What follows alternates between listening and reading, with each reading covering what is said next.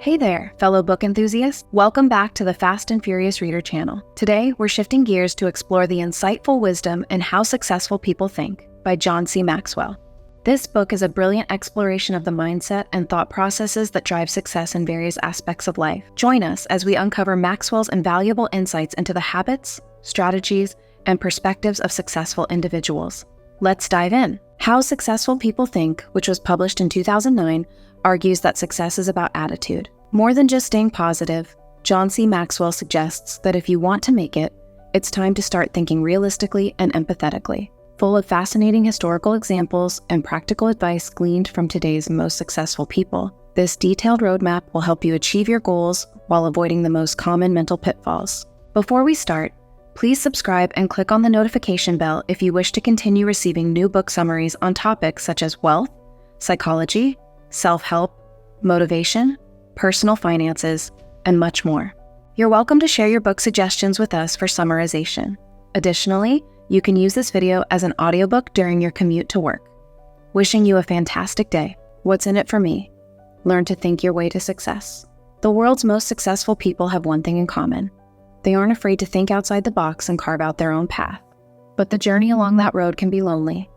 After all, we're a sociable species by nature. We like fitting in, and the price of social acceptance is falling in with accepted ideas. Going against the grain, questioning common notions, and striking out on your own isn't likely to win you many friends. Yet just think where we'd be if everyone had always kept their brilliant ideas to themselves. To claim, as Copernicus did, that the Earth wasn't at the center of the universe must have struck his contemporaries as some form of madness. But he was right, and we're forever in his debt for having stuck to his guns. That goes to show just how important creative thinking and tenacity are when it comes to success. But, as John C. Maxwell shows, you don't have to be an Einstein or Galileo to have great ideas. In fact, everyone can learn to think creatively. All it takes is knowing the right techniques and a bit of practice. In this video, you'll discover why learning to be empathetic will help you achieve success, what Alfred Nobel did after reading his own obituary, and what Paul McCartney and John Lennon can teach you about collaboration. Big picture thinkers are constantly learning and know how to empathize with others. General Electric CEO Jack Welch regularly tells his employees that existing relationships with clients are more important than individual sales. Why? Because he knows that, when it comes to being successful in the long run, it's sometimes necessary to leave the nitty-gritty behind for a moment and consider the bigger picture. But how can you start cultivating big picture thinking? By making sure you're always learning. Big picture thinkers are always looking for opportunities to learn. They're constantly on the go, visiting new places, meeting new people, and honing new skills. The author has a handy technique that puts him in the right mindset to do that. He starts his day by looking at his schedule and asking himself what learning opportunities are likely to present themselves. Once he's noted down the activities that are most likely to teach him something, he mentally primes himself to be on high alert. That means he's much more likely to be receptive to what's going on around him. So when he once had dinner with National Football League, NFL, coach Dave Wanstedt, for instance, he was well prepared. He used the time to ask him all sorts of questions about teamwork and left the restaurant brimming with new insights. That's something you can take up too. Spend a couple of minutes each morning looking over your itinerary and ask yourself what opportunities to learn new things you're likely to encounter.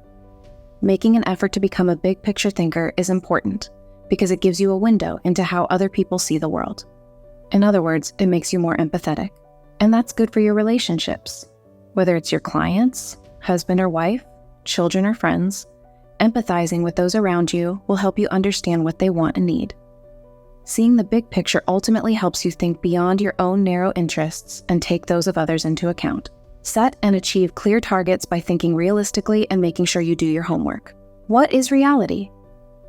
Don't worry, this isn't a philosophy lecture. In fact, there's a pretty simple answer. Reality is the difference between your desires and how the world actually is. If you want to succeed in the real world, you have to leave your daydreams behind and start thinking realistically. That means setting targets and drawing up a game plan that'll put you in a position to hit them. Consider a businessman who isn't a realistic thinker.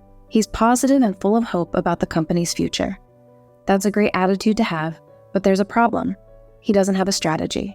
And without a strategy, his company's likely to fail. In the end, he's a bad leader. Realistic thinking, by contrast, promotes excellent leadership. That's because facing up to the way things really are forces you to clearly define your aims and formulate a plan of action that'll get you there. Realistic thinking also helps simplify things. Stripping away all the unnecessary details and vague hopes and dreams makes you more efficient.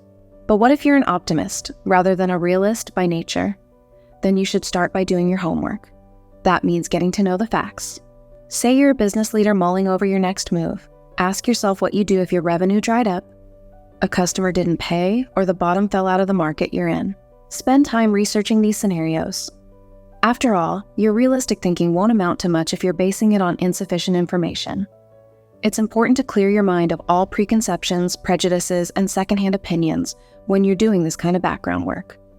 Instead of making assumptions, get to know the facts yourself. Chances are, you're not the only person facing this particular situation. Your thinking needs to be solid. It doesn't have to be original. You can learn a lot by looking at what other people have done in similar circumstances. As the author puts it, some of his best thinking was done by others. Increase your options and make yourself more attractive by embracing creative thinking. Whatever line of work you're in, creativity is pure professional gold. Einstein once said that imagination is more important than knowledge. He was right. Your ideas are far more important than your role in a company or your job title. That said, Einstein was a genius. Creative thinking was second nature to him. That might not apply to everyone, but there are techniques you can use to jumpstart your creativity. The first point to remember is that creativity doesn't just mean having lots of original ideas. You can start thinking creatively by simply considering a greater number of options. That's one hallmark of creatives. They take as many possibilities into account as they can, which in turn gets the creative juices flowing and stimulates the imagination. So if you've got a great idea, ask yourself what changes you could make to improve it. Think of it like a fishing net. The wider you cast it, the more fish you're likely to catch. The reason that's so important is that the best thinkers aren't looking for the only answer. They're looking for the best answer out of many. The added bonus? It'll help you craft a backup plan in case your preferred solution doesn't work out. Creative thinking also makes you and your ideas more attractive to other people. No wonder. Creativity is your intelligence having fun. People admire intelligence and are attracted to fun. It's an irresistible combination. Leonardo da Vinci is one example of someone who had fun with their brilliant mind. The diversity of his ideas and interests is truly breathtaking. Painter, architect, musician, engineer, he was the very definition of the Renaissance man. That doesn't mean you have to paint the Mona Lisa and design helicopters in your spare time, however. Set your mind free and explore your creativity in your own field, and you'll find that people will be irresistibly drawn to you. Think unselfishly and you'll make yourself part of something bigger. Adopting new modes of thinking boosts your chances of success. But there's also a way of thinking about the world that can change your entire life: unselfish thinking. Taking that up might just redefine your concept of success itself. That's because helping others is hugely rewarding. In fact, few things are anywhere near as fulfilling. Spend a day serving others unselfishly and you're pretty much guaranteed a sound night's sleep. Take it from Alfred Nobel, who learned that the hard way. As he was reading the newspaper one day, he was shocked to find his own obituary. It was a mistake, of course, but it was an illuminating experience. So what did it say? The paper mainly talked about how the inventor's most famous brainchild, dynamite, had been responsible for so many deaths. Nobel was appalled at the idea that this was how people would regard his legacy. Racked by guilt, he decided to make a more positive contribution to the world by supporting peace. The idea of the Nobel Prize, an award given in recognition of noteworthy achievements in various fields, was born in 1895. It just goes to show that even if you've pursued selfish ends your whole life, you can always turn things around. But the best thing about unselfish thinking is that it lets you become part of something much bigger than yourself. That's something the pharmaceutical corporation Merck & Company showed in the mid-1980s. The company decided it wanted to achieve more than rack up ever greater profits. After successfully developing a cure for river blindness, a disease afflicting millions in the developing world, the firm decided to give the drug away for free. After all, those who needed it the most were the least able to afford it. It became the cornerstone of the company's credo that people are more important than profits. The lesson here is that it's always better to be part of something fantastic than aiming to be fantastic yourself. Popular thinking is often wrong-headed. Disregard it if you want to get the best outcomes. It's easy to get caught up in the crowd and thoughtlessly accept other people's ideas about the world. That applies as much to business leaders falling in line with a company's traditions as it does to new parents acting on the old wives' tales their parents told them. Thinking for yourself can be a risky business, stray too far from the herd, and you're unlikely to make many friends. If everybody accepts something as true, then it must be, right? Well, no. Think of the belief that the Earth was the center of the universe. Pretty much everyone thought you'd have to be mad to question that idea. Then along came the astronomer Copernicus in the 16th century and mathematically proved that our solar system revolves around the sun. Conventional wisdom is often downright deadly too. Before Joseph Lister pioneered antiseptic procedures in the 19th century, surgeons were convinced that there wasn't any point in washing medical instruments. Humans often seek safety in numbers, but history shows that's not the best way of determining what's true. But how do you break your habit of relying on others' assumptions? A good place to start is cultivating the habit of thinking things through for yourself before following others. Once you start considering what's best rather than what's popular, you'll already be well on the way to success. Take the weeks immediately following the 9/11's terror attacks. There was a widespread perception that it wasn't safe to fly or visit New York. The author saw things differently. Flights to the city were dirt cheap, security was at an all-time high, and the price of hotels and theater tickets had plummeted because of low demand.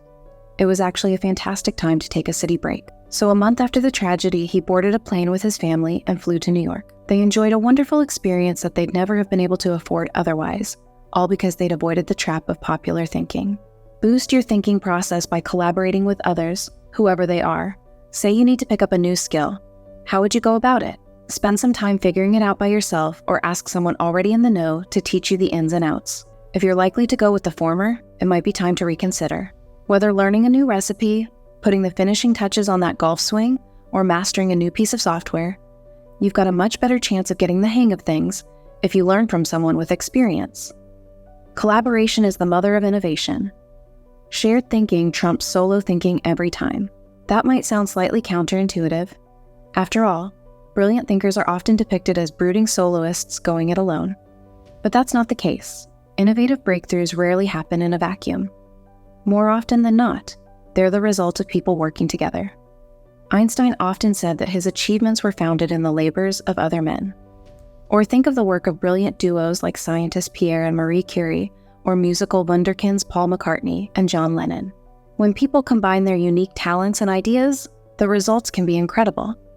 But before you can start working with others, you need to adopt the right mindset. So what's that all about? Well, as the author of How to Become CEO Jeffrey J. Fox puts it, you have to be on constant high alert for good ideas, regardless of how likely or unlikely the source is. That means dropping prejudices and really listening to people. The next great idea might come from your taxi driver or your children. The point is that you'll never know unless you're receptive. Just as important is striving to adopt a mentality based on collaboration rather than competition. Cooperation happens when your aim is to complete the ideas of others rather than one-up them. So next time you're in a meeting with colleagues, don't focus on selfishly getting ahead. Work toward achieving the team's goals. Final summary: success is all about attitude. You've probably heard about the benefits of positive thinking, but there's more to it than that. Leading a happy, fulfilled life is about learning to think collaboratively and unselfishly.